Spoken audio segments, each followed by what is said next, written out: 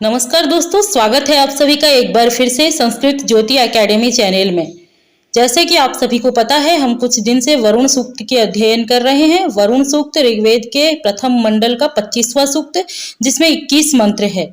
हमारी ये योजना है कि हम 21 मंत्रों को 21 भाग में इस श्रृंखला में पढ़ेंगे। तो 21 भागों में से 3 भाग अपलोड हो चुके हैं। आज ये चौथा भाग होने जा रहा है। इस भाग में हम चौथे मंत्र को पढ़ेंगे। पहले 3 मंत्र को हमने पहले 3 भागों में पढ़ लिया है। इसी तरह अग्नि सूक्त का भी अध्ययन हमने 9 भाग में किया है। अगर आपने उन सभी वीडियो को अभी तक नहीं देखा है तो आप जाके चैनल के प्लेलिस्ट में देख सकते हैं और उनका आनंद ले सकते हैं। अगर किसी भी तरह की शंका हो रही है तो आप हमें कमेंट के माध्यम से पूछ सकते हैं। तो चलिए हम वरुण सूक्त के चौथे मंत्र को आरंभ करेंगे। उससे पहले हम जो पहले 3 मंत्र है उनका थोड़ा सा वाचन कर लेंगे याद रहने के लिए, फिर हम चौथे मंत्र को पढ़ेंगे। तो पहला मंत्र इस प्रकार है, यच्चिदहि ते विशो यथा प्रदेव वरुण व्रतम मिनीवसी द्यवि। फिर दूसरा मंत्र इस प्रकार पढ़े थे, मानो वधाय हतनवे जृणानस्य रीरधा माहृणानस्य मन्यवे। फिर तीसरा मंत्र भी पढ़ लिए थे, विमृणिकाय ते मनोरथे रस्वम न संदितम गिरभिर वरुण सीमहि। आज हम चौथा मंत्र पढ़ेंगे। अगर आपने ऊपर के 3 मंत्रों को नहीं समझा है तो चैनल के प्लेलिस्ट में जाके आप और 3 भाग जो अपलोड हो चुके हैं उनको देख सकते हैं। तो चतुर्थ मंत्र देखिए। चतुर्थ मंत्र ये है, पराहि में विमन्यवः पतन्ति वस्य इष्टये वयो न वसतिरुपा। पराहि में विमन्यवः पतन्ति वस्य इष्टये वयो न वसतिरुपा। तो मंत्र क्या कह रहा है, पराहि में विमन्यवः पतन्ति वस्यष्टये वयो न वसति रूपा। इसको अच्छे से समझना है तो अन्वय करके समझेंगे। यहाँ पे वरुण देव को संबोधन करके बोला जा रहा है कि हे वरुण, में विमन्यवः वस्यः इष्टये परा पतन्ति ही वयः न वसति रूपा। क्या कहा जा रहा है, हे वरुण, में विमन्यवः वस्यष्टये परा पतन्ति ही वय न वसति रूपा। अब इन सभी शब्दों का अर्थ हम सायण भाष्य के अनुसार समझेंगे। सायण ने इनका अर्थ क्या किया है, शब्दों के अर्थ को समझ लेंगे तो मंत्रार्थ भी समझ में आ जाएगा। तो यहाँ पे परा ये उपसर्ग है, और उपसर्ग हम पिछली वीडियो में भी बोले थे कि वेद में नियम है उपसर्ग क्रिया से व्यवधान रहने पर भी व्यवहृत हो सकते हैं। तो यहाँ पे परा उपसर्ग का योग पतंती इस क्रिया के साथ योग होगा। तो परा पतंती पहले आप इसे जोड़ लीजिए, फिर परा पतंती जोड़ लिया, फिर हम इसके जो अर्थ हैं उसको हम समझेंगे। इन सभी शब्दों का अर्थ सायण जी ने जिस तरह से किया है हम उस तरह से अब समझेंगे। सायण कैसे समझाते हैं इस मंत्र को, आइए देखते हैं। हे वरुण, हे वरुण देवता, में अर्थात मम, में अर्थात मम। मम से तात्पर्य किसका है, सुनहसेब जी का। मंत्र के जो दृष्टा ऋषि हैं उनको समझना चाहिए, वे बोल रहे हैं मंत्र में। तो हे वरुण, में मम अर्थात सुनहसेपस्य यानी सुनहसेब की विमन्यवः। विमन्यव का क्या अर्थ है, महत्वपूर्ण शब्द है, याद रखिएगा। विमन्यव का अर्थ क्रोध रहिता बुद्धयः, मेरी क्रोध रहित बुद्धियां। सुनहसेब जी की क्रोध रहित बुद्धियां। सुनहसेब जी की क्रोध रहित बुद्धियां क्या कर रही हैं, कैसी हैं न, वस्य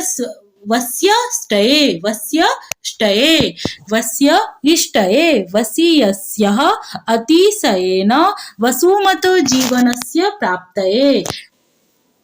सुनहसेब जी की क्रोध रहित बुद्धियां वस्यष्टय अर्थात वसीयस्य अतिशय वसुमतो जीवनस्य यानी कि धन से अतिशय धन से युक्त जीवन को प्राप्त करने की कामना से क्या कर रही है, परापतंती। परापतंती, हे वरुण देवता, सुनहसेब जी बोल रहे हैं, हे वरुण देवता, मेरी क्रोध रहित बुद्धियां अतिशय धन से युक्त जीवन को प्राप्त करने के लिए परापतंती। परापतंती का अर्थ सायण जी ने क्या किया, परांगमुखः पुनरावृत्ति रहिता प्रसरंती।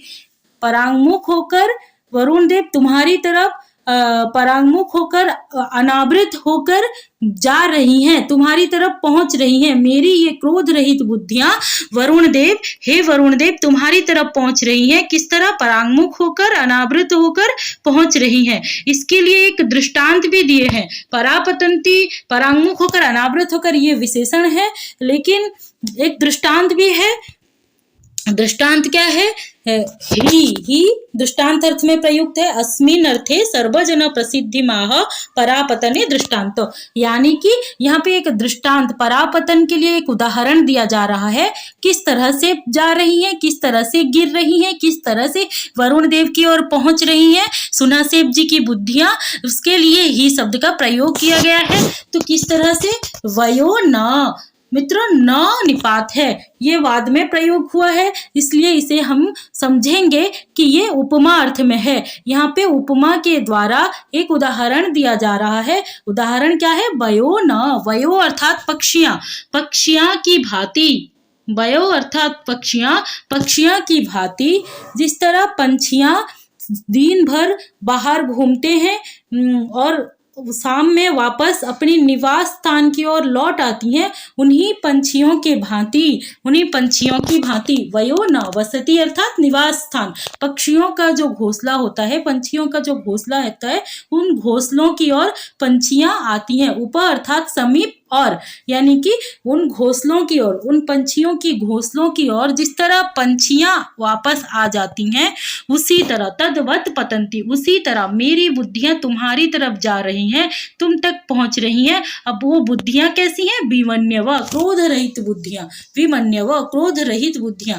और वो क्या चाहती हैं? वश्यष्टये, अतिशयेन वशुमतो जीवनस्य प्राप्तये, अतिशय धन से युक्त जीवन को प्राप्त करना चाहती हैं। इस तरह से सुनासेब जी की बुद्धियां वरुण देव की ओर जा रही हैं। इस मंत्र का अर्थ यही है। अब पूरे मंत्र के अर्थ को एक बार सरल रूप से देख लेते हैं। हे वरुण देवता, मैं यानी कि मेरी विमन्यवः क्रोध रहित बुद्धियां, जो कि वश्यष्टये, अतिशय धन से युक्त जीवन को चाहती हुई, परापतंती, तुम जा रही है, पहुंच रही है, तुम्हारी तरफ गिर रही है, अनावृत होकर, क्रोध से अनावृत होकर तुम्हारी तरफ गिर रही हैं। कैसे?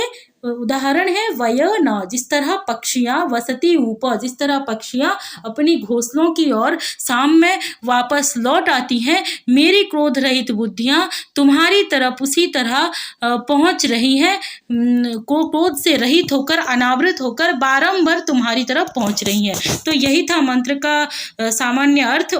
उम्मीद है आप सभी को समझ में आया होगा। अगर आपको हमारे वीडियो अच्छे लग रहे हैं तो आप उन तक जरूर पहुंचाएं जिन्हें ऐसी वीडियो की आवश्यकता है। वरुण सूक्त जो यूजीसी नेट के सिलेबस में इकाई नंबर 2 में लगा हुआ है, हम इसका अध्ययन 21 भाग में करने वाले हैं। हमारे साथ धैर्य से जुड़े रहिए। अगर आपको कोई शंका हो रही है तो आप हमें कमेंट के माध्यम से पूछ सकते हैं। आज के लिए इतना ही, मिलेंगे फिर अगली वीडियो में वरुण सूक्त के अगले भाग के साथ। धन्यवाद।